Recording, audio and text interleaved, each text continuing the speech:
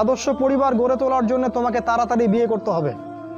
তোমার সামর্থ্য আছে, শারীরিক মানসিক সামর্থ্য আছে, রুজির একটা ব্যবস্থা আছে, বিয়ে করে ফেলো, দেরি করবে না। বিয়ে করে ফেলো, দেরি করবে না।